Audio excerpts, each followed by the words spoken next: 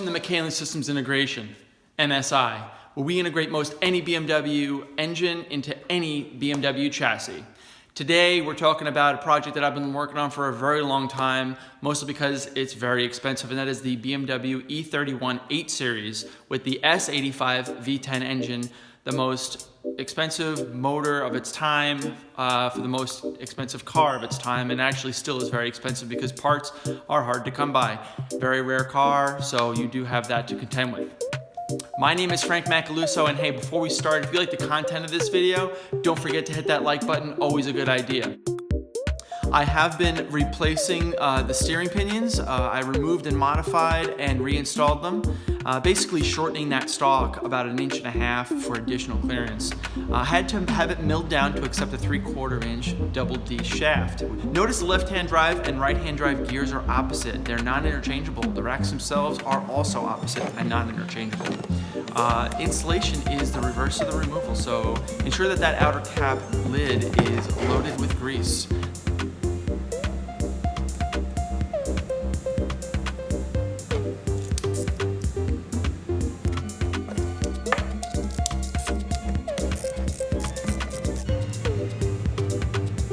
Once tightened, you can install the circlip.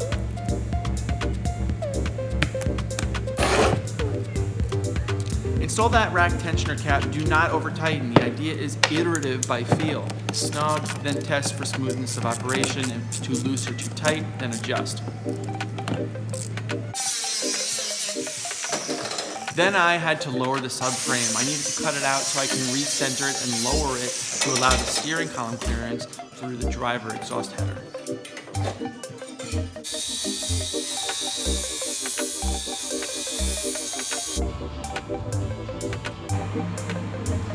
All is tacked for now. Much more active structural bracing will be done later.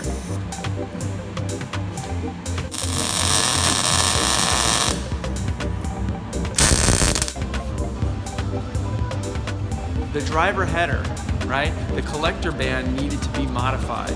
TACK welded it at first because it held it. It was loaded actually by all 5 of the exhaust manifolds to that 5 collector. So it needed to be aligned and welded to those header mount points.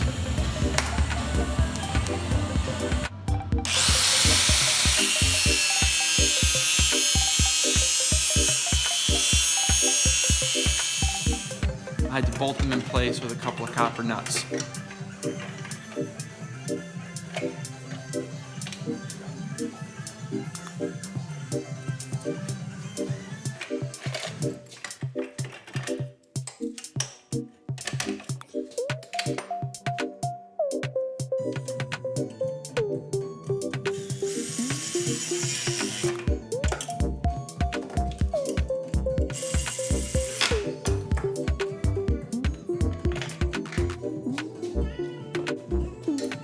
Steering rack. Set the 2 bolts in place, and I tighten them down underneath the oil pan.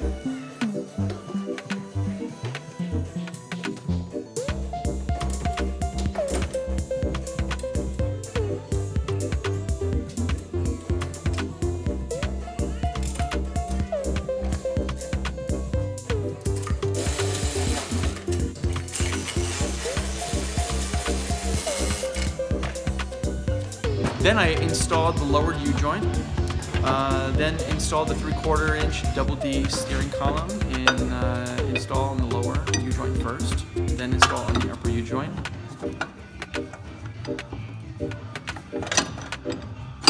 Feel around for play to the header.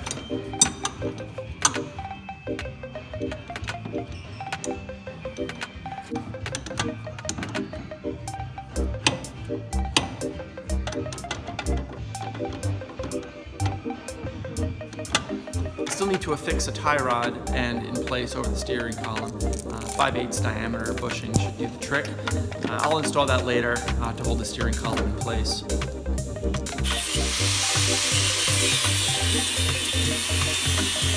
Then I had to cut the steering knuckles and lower them 5 millimeters to match the lowering of the steering rack. Cut and tack that in place for now. At ride height, you want the tie rods to be as level with the rack to prevent bump steer. When you install the tie rods to the newly lowered knuckles, use a 17mm impact.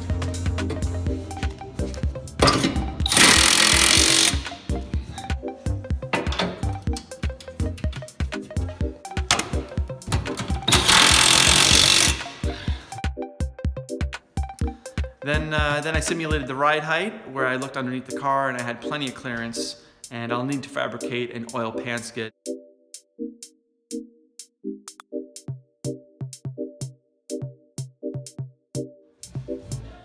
Then test the steering for the first time. Went from the box drag link system to the right-hand drive inverted rack and pinion. A relatively creative solution due to the steering knuckles being behind the axle as opposed to in front of the axle, which is what most cars nowadays accept.